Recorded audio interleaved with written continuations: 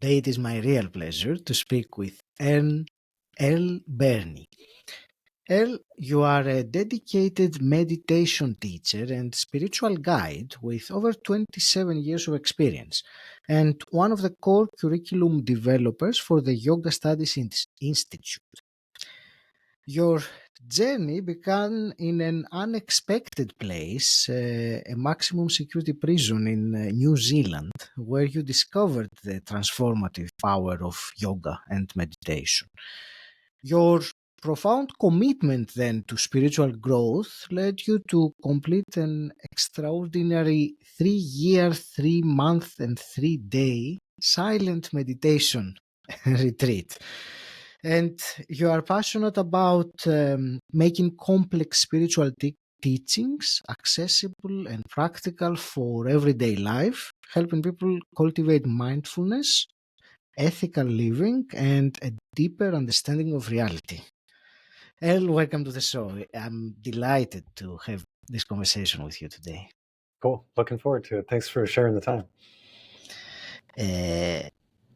Your story, even the little things that I hinted are truly fascinating, and I will ask you in a moment. There are the main things I would like to explore in this conversation is meditation, mindfulness, spirituality. Meditation is probably let's say the word that would dominate the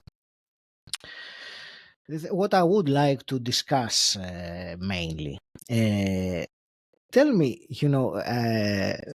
I would like to hear a little bit about from your side this story of, I understand that you decided to travel the world and not, settle like most people do. And then somehow you ended up in prison and that led you to the spiritual path. So I would like to hear that story so we can get a bit of understanding of where Earle is coming from. Yeah. I think growing up, in my mind, there was as a teenager, what's life all about? What's the meaning of life? And I didn't seem to be finding it in, observing what my parents did or grandparents did or my culture was doing so much, as far as feeling this pressure of, here's your life.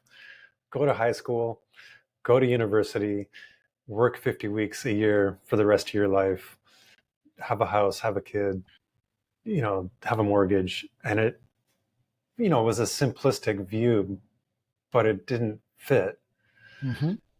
And it just didn't, I don't know. It's like, God, there's got to be more to that than for me. Like my grandfather worked at a mill. He painted at a mill for 50 years from, high school to retirement. And he, in his way had a beautiful life, but I knew that that's just not going to work for me. And so it was kind of this quest of freedom. I really valued my time as a commodity that I would never be able to replace. How can I maximize my time? Because my life can't be about work. That part was clear, and I didn't really have an answer for what it was about then. And in fact, my answer was, it's not really about anything. It's about having fun. That was kind of my worldview at the time, was life as is many about at this age, yes, I would. I certainly was also in my early 20s for sure, and the late teens. Yeah, and there was I was kind of into this turn on, tune in, drop out culture that was experimenting with alternative states of consciousness through drugs or through drinking. And, part of that I think was healthy and intriguing and interesting and productive, and most of it wasn't. But, I was navigating, and I was about to finish university, and I just left. I had 4 months left. I took out a student loan. I got a ticket around the world, and I left. I didn't want to finish, and that next step didn't make sense to me. So I was looking for what that next step was. And, I was traveling around and selling drugs to to maximize my time. Really, it wasn't much more than that. I wasn't trying to make a ton of money or Right. uh, yeah, I was sharing the story the other day. I remember picking apples up by Brisbane, and we spent 10 days picking apples, 10 hours a day, lots of hard work, driving the tractor around, hauling the apples around. End of 10 days, everyone got paid out, and I just remember I was selling LSD at the time, making more money in half an hour than I did in 10 days, and just that's it. I'm done. It's just not a good trade. Mm-hmm. My Mm-hmm. time is worth more to me than that. And so one thing led to another. I ended up in New Zealand and got sold to somebody that sold to the cops that sold me out, and then suddenly this search of freedom ended up in prison, and Mm. being very aware of the irony of that, and having that same intrigue of, well, where's this going to go? You know, the you know clearly wasn't what I wanted to be doing. Horrible to put my parents through, but it wasn't a lot of fear. It wasn't a lot of. It was like, okay, well, what's up? What's next? And it led to a slow burn towards some spiritual practices. Was there a turning point, any clear point that you realized something that you didn't really know before? More gradual. It More slowed me gradual. down. It Mm-hmm. slowed me down enough Mm-hmm. in my life that the first year was a lot of anger, a lot of fun, a lot of not super productive, a waste of time on the whole. It was my big sense, but also meeting fascinating people and new cultures. And but then I slowly got more, I found some people that were studying Tibetan Buddhism, or one guy. I found somebody that was teaching yoga. So very slowly, gradually, some of those doors started to open. Um, Mainly me and one other inmate, we rode away for a group of courses from the Asian Classics Institute, and they sent in, those old audio cassettes. They sent in Right. Yeah. packages of audio cassettes, and we started Yeah. studying a kind of a formal course in Tibetan Buddhism. And that was really the thing that I stuck with that for many years. Thank you for sharing your story in such a way. I will bring it directly now, I think, to the topic of meditation, which is something that you have, let's say, had done quite a lot. Uh, and of course, I'm referring to that period of, the 3 years, 3 months and 3 days. So let me start with that. Why did you do that extreme in length period? Yeah, And I'm also curious why this specific amount with the three and three does that yeah, represent yeah. something. But I'm interested to find your internal, motivation for embarking on something like this. Yeah, yeah. It's quite extreme, isn't it? Eh, Um, I mean, I did a 10-day meditation and most Vipassana, and most people tell me, wow, I don't think I could ever do that. So, and yeah. that was only 10 days. Well, in a lot of ways, I think 10 days is harder. Sounds so weird, but You think so? in some ways, yeah. Well, I mean, I feel very lucky to have been able to take 3 years out and Mhm. to spend that time. But you really drop everything to do a 3-year retreat, and you cut Yes. all ties in a way that you're not able to do in a 10-day retreat. So Mhm. the mind is still very engaged in the world in ways. 10 days we get in, and there's a few days to kind of let go of all of the rush of getting into retreat, and then there's some time of hopefully some peace and some depth. And then the last few days are, thinking about coming out again. And so 10 days in some ways, it's beautiful. It's got its own unique challenges. Whereas, as we extend our retreat time to a month or 3 months, or for me, 3 years, like that, there's more of a letting go that allows us to really enter into that experience in a different way. Certainly 3-year retreat is like that. So, I had helped start we had called it a Buddhist university retreat center, unaccredited university, and we did a 7-year advanced program studying Tibetan Buddhism, meditation, yoga philosophy, Sanskrit, Tibetan, all sorts of coaching, all sorts of different subjects. And at the end of that 7 years, really, which was 15 years, it was, I felt like I'd done university. I had done, my master's program, and there's a tradition in Tibetan Buddhism to do long retreat. 3 years, 3 months, 3 days. Why that number? My understanding is they don't really have weeks. So there's no 3 weeks. I don't know if that's true. Right. If you add up 3 years, 3 months, 3 days, it doesn't really come to a obvious number as to why. So I never heard a good explanation. That's all right. But it is certainly an amount of time that, you really can let go of,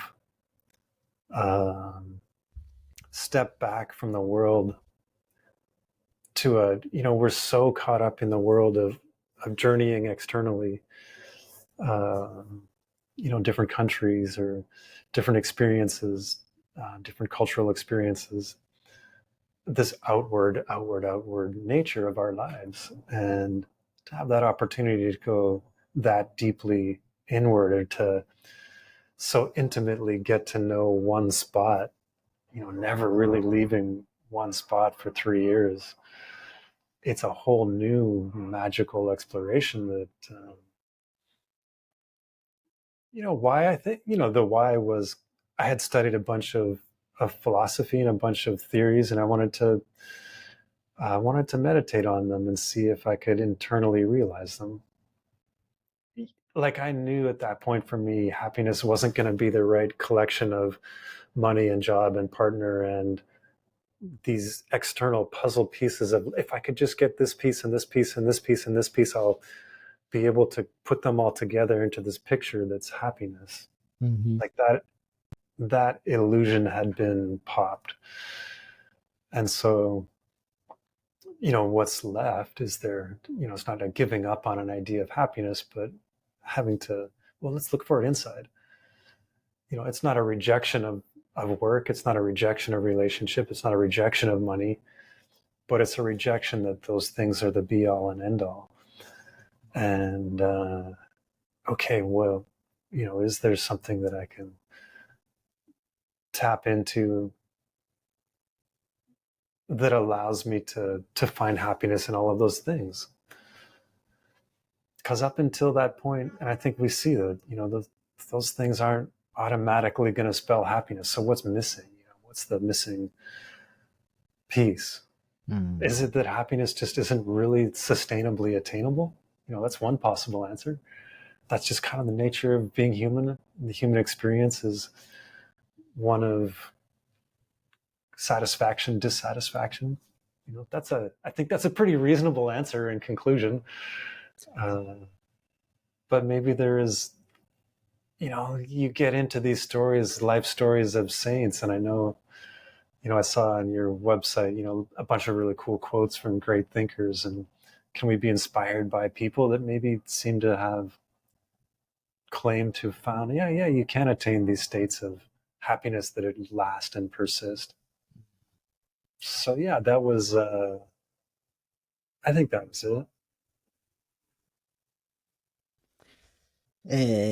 Thank you. And, you remind me, and because you mentioned the quotes, and correct me if I'm wrong, I think it was the Buddha that said that And I probably paraphrase it, I don't remember it exactly, that the desire to attain the unattainable and to avoid the unavoidable is the source of all human suffering. And I think this came to my mind when one realizes what is the unattainable and the unavoidable that he refers to. Uh, El, I want to ask you, um, because I know you are obviously a big proponent of the silent meditation retreats. I want to ask, let's say someone listening right now, one of our mastery seekers, that, she or he, they meditate, they practice meditation. However, they have never done a silent retreat, like a 3 day or a 10 day, like the one that I did. What would you tell them as, perhaps something for them to consider it, or if they're already considering, to nudge them to, do it?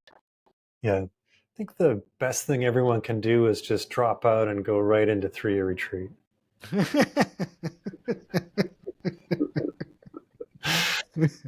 Yes, very Uh, easy, very practical. just jump in. No, it's it's the opposite. I think that retreat ideally stems from a daily practice or a consistent practice that we Yes. have that's throughout the week. And that to do retreat without some sort of, I say daily practice, but weekly practice, consistent practice that is then going to inform retreat. So Mhm. that's the first step. The second step, I think, would be like, we're trying to steal our life back, I think, from this technology that is so all encompassing. And Mhm. so maybe one of those first steps is to create a lifestyle that's a little, I had a beautiful teacher, his name was Lama Marut, passed a couple of years ago. And he's like, just turn it off. He's like, Earle, you want some spiritual advice? Turn it off. Come home and turn off your Spotify and turn off your Netflix and turn off your phone and uh, turn things off and be okay with silence, because we have this thing of there's a discomfort in silence and we fill that space with Mhm. noise.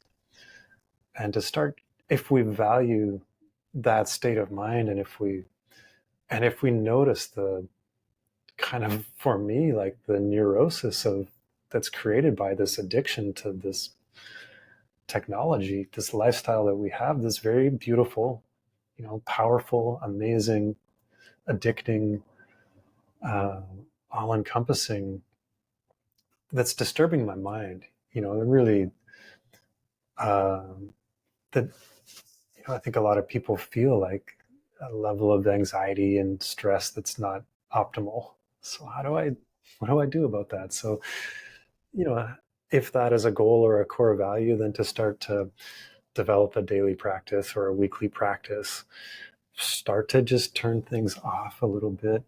Um, I used to take a half day once a month and technology free, focus a little bit more on my practice, more reading, more sitting. And then we can build up a little bit into maybe 3-day retreat, or like you're talking to the 10-day Vipassana retreat is awesome. And to kind of value that as a component of a healthy lifestyle, which is really, I think, becoming very apparent in our culture, where meditation and retreat are infiltrating education and the corporate environment, and retreat is becoming a part of our culture again that has been lost. And so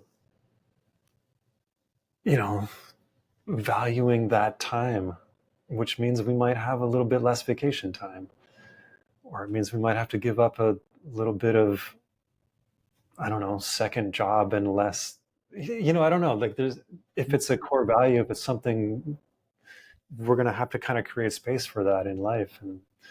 And then I think, for me, there's a goal to have a retreat or two every year and to bake that into I want to have some vacation. I want to be able to go home and see my family. And I do want to take time out to have retreat and to retreat and recharge to go forward. Like that kind of has been my experience with retreat. Is it yeah, it's just been hugely beneficial in my life. And then the last thing I would say is, finding a good teacher. I think meditation, we have this feeling that it's just sitting, I had a partner once, she just called it sit down, shut up. It's like, I'm going to go, it's like, oh, you're going to go sit down, shut up? It's like, yeah, I'm going to go sit down, shut up. That's what she called it. And I think we kind of think Yeah. that I think there's a lot of room for good instruction, and there's not a lot of it out there. There's a feeling like, why do we need to strive to be better at meditation? It should be like the one thing that we don't have to have all of that pressure to get better at, or, I just want to sit down and relax, and I want to sit down and enjoy a moment of nature. I don't want to, what more to it is than that, and just shut things out. And I think that's very beautiful, and people connect in that way and connect to the divine in that way. I think that's a part of meditation that's great. And there's a whole nother aspect where we really can train the mind. And I think that needs some good instruction. Retreat needs instruction. Retreat is a skill. And, I help a lot of people get into retreat, how to prepare for retreat, how to be in retreat, what to do in retreat, and then how to come out of retreat. And so there's a couple ideas. I think that's a good, That's great. No, thank you very much. They were very useful, and I wrote down something that you said, that we have developed to discomfort in silence, and I think many will resonate with that. And you said that we tend to feel it with noise, and when you think about it, sometimes it's really noise rather than, even if you put on the music, if it is not like the proper music and you are in the proper mood, it's probably more noise than from this point of view. So that's a great point that I got. There was one other thing that you mentioned now toward the end, and I wanted to ask your thoughts about this. And it was something like around the lines of, improving the meditation or getting better at it. This notion that I've been meditating for years, and nothing is happening.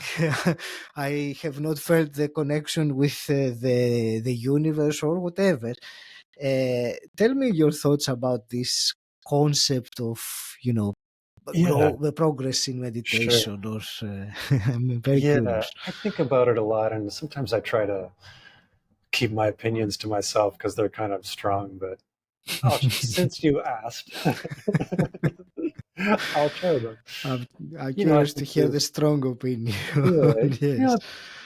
people can use meditation for 1,000 reasons, and that's amazing, and that's great, and to take benefit from it, um, and I think that we can use meditation to develop more compassion in our heart, or we can use meditation just to relax, body scan, progressive relaxation to help us sleep. Like there's a million reasons and techniques. My meditation has always been mainly about developing single point of concentration and to focus the mind and all of the beautiful benefits that bring. And from that stability of mind, I think that all of our other forms of meditation can be a lot more powerful. And just Mm.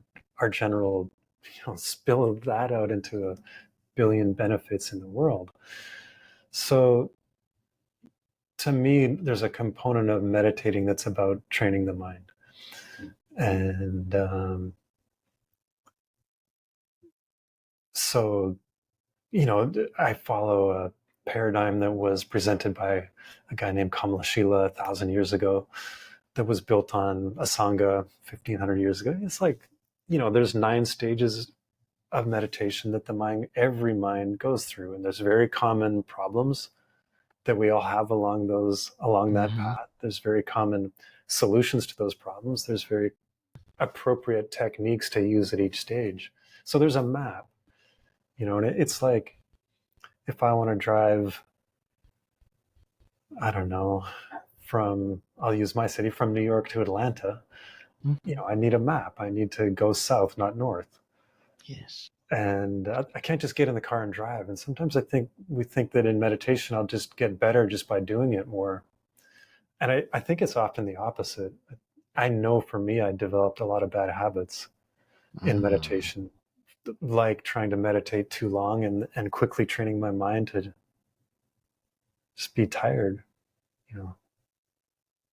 And that was, to me, I got to a point where I'd sit down and meditate and quickly had developed the habit of dullness, which can feel good, can be relaxing, Mm-hmm. Mm-hmm. but it's not what I wanted for my practice. And then, Yes. having a good meditation teacher that was like, "What's going on? Did you get enough sleep?" "Yeah, I got tons of sleep." "Well, you're just sleeping in your meditation." And, him making me stand up. I'm the guy standing up in the back of class to try to get rid of those bad habits. And Mm. so I think that we can have a map of, common problems and common, problem number one that we all face. Waking up in the morning, I don't want to do this. I don't want to meditate today. And that being an impediment to our progress in meditation. And so how do we develop a consistent meditation practice? Mm-hmm.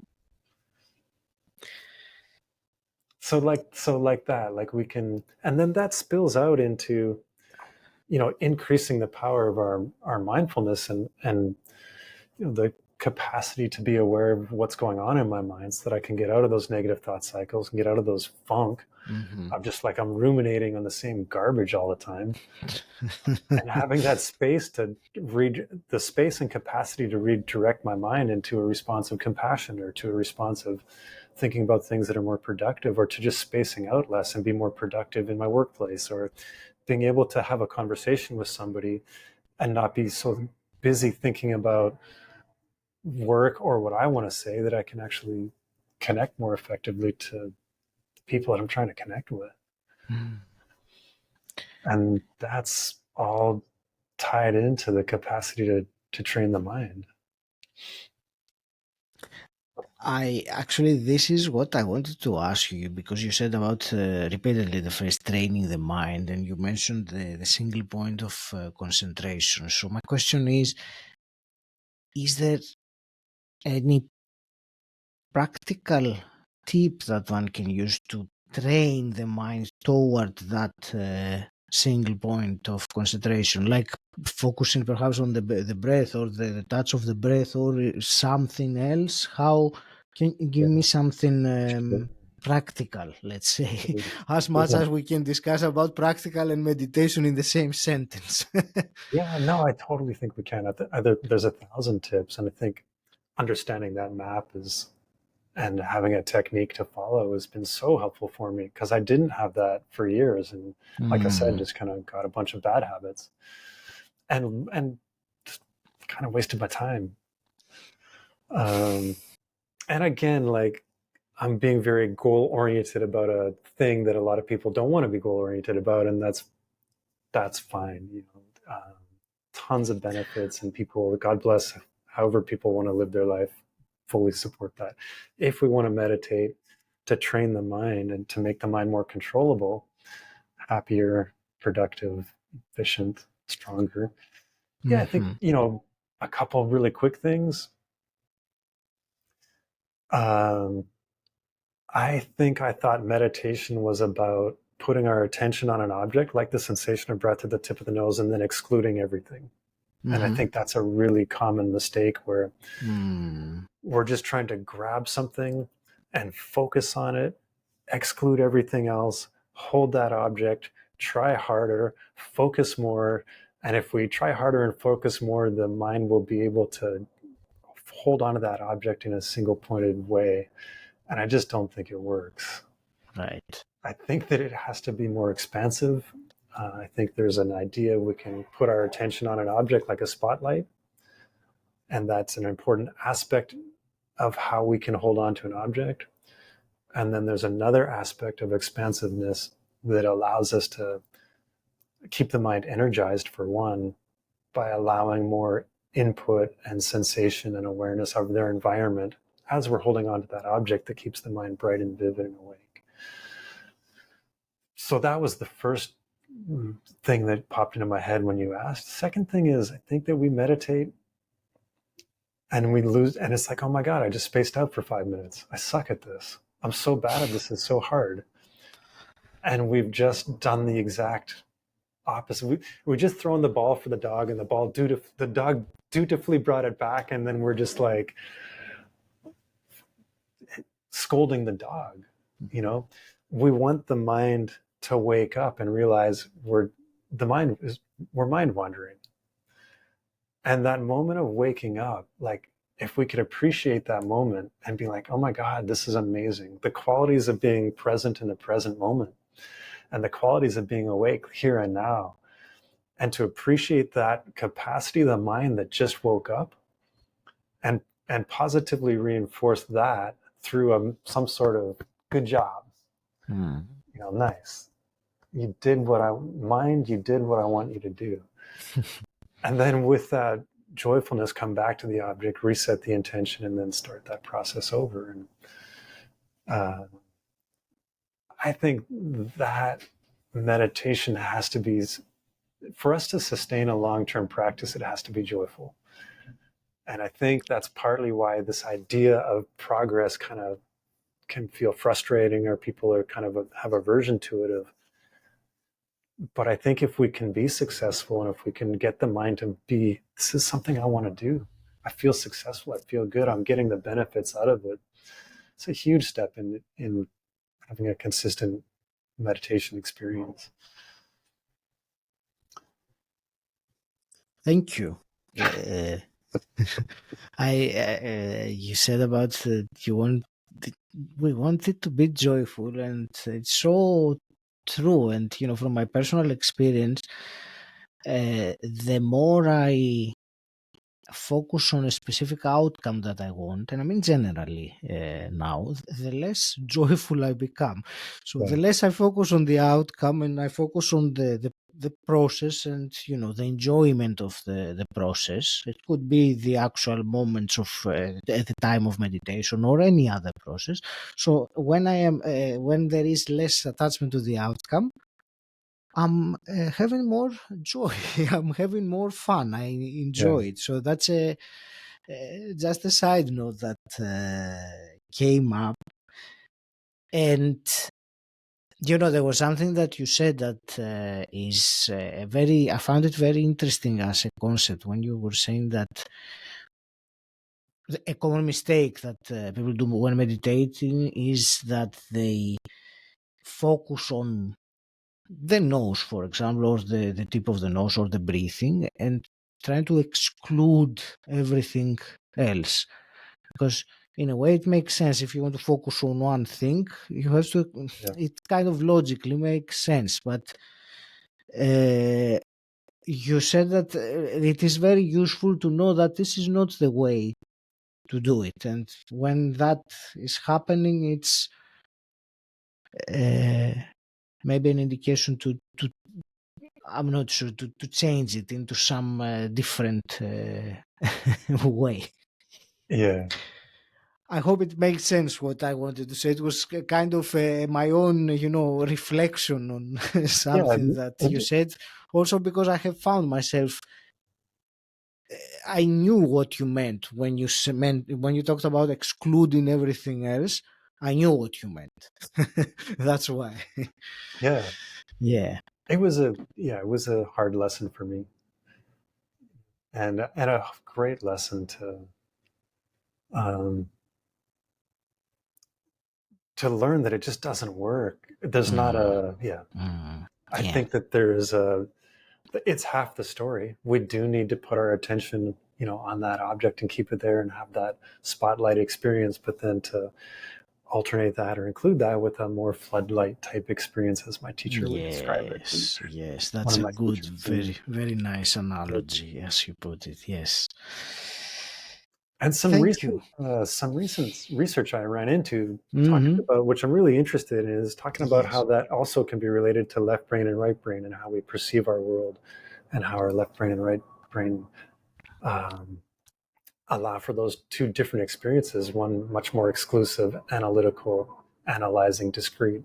One more contextual, uh, Mm, broad, expansive. So mm. fascinating opportunities to kind of combine methodologies and ways of thinking about things. Beautiful. Well, I sadly will have to start wrapping this conversation up, which I think I told you before the interview that I have the feeling that there will be many, many more things to discuss. But thank you so much for this conversation.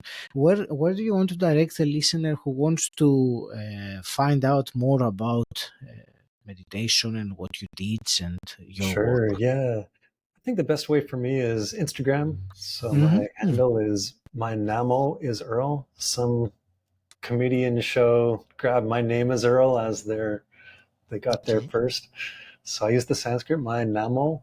Namo is name in Sanskrit. My namo is Earle. Mm-hmm. Um, and then from there, I post about where I'm teaching or what's going on. That's one way. I do content creation for the Yoga Studies Institute, and we have ongoing courses. There is a course on meditation on our platform, and ongoing teachings and weekly meditation practice that we do, Mm-hmm. English and Russian, on Wednesdays right now. So that's a great time, a really great community of people that are, you know, into having community to progress in this thing called meditation and share ideas and experiences. Very beautiful. And then the last is an organization called Three Jewels in New York. It's a yoga meditation studio that offers a lot of daily meditation yoga classes, retreats, teacher trainings, yoga teacher training, meditation teacher training. A lot of very great teachers, and I teach twice a week on their platform. And that idea specifically of training in shamatha, or single pointed concentration. Thank you. I would Well, yes, please carry on. No, I was just gonna say, I'd love to, and anyone can reach out to me directly. It's if I love to talk to people about getting into retreat and to helping people, mentoring people one on one. And You have a very soothing and warming energy that comes. I mean, you are in New York, I am in London, and I can still feel it. So, thank you. El, I have two final quick questions, which I always ask. And my first one is, what does personal development mean to you? walking through life with love and grace. That jumped into my mind. Let's go with that. Nice. And hypothetically, if you could go back in time and meet your 18-year-old self, what's one piece of advice you would give him? That would be interesting. Yeah. Mm, there's a lot. I don't want to say half of them though. I would try to encourage my 18-year-old self to be less selfish, Mm, not so worried about me, me, me, me, me, me, me, and to take care of the people around me a little bit better. mm. Yeah, be less selfish. Stop hurting people with your selfishness. Uh, well, I want to thank you so much for this conversation. Yeah, I enjoyed it, and there were so many fascinating topics. Uh, I want to wish you all the very best with carrying on your work and, of course, with your personal life. I will leave it to you for your final parting wisdom to the listener, to the mastery seeker listening now. sure. I first, really appreciate the time we got to spend together, and really enjoyed the conversation. It went so quick. I was just reflecting on my own words, of those words being to my 18-year-old self, and I wonder if they've changed at all. Like if that's the advice I would give myself today also, of to continue to combine those two sentiments, to work on my own selfishness, and to continue my path of walking through the world with love and grace, and to value those things. um, we just had an election, and the number one concern for people, both sides, is economy. And that's important. People having a good economy is important, but if we valued also walking through the world with love and grace, and Yes. working on myself to be a little less selfish, and concern more about other people in addition to me.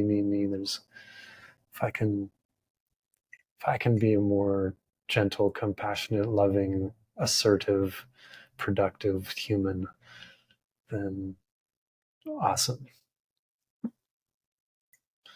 Economy is important. Can we add to that with a more humanistic approach as well?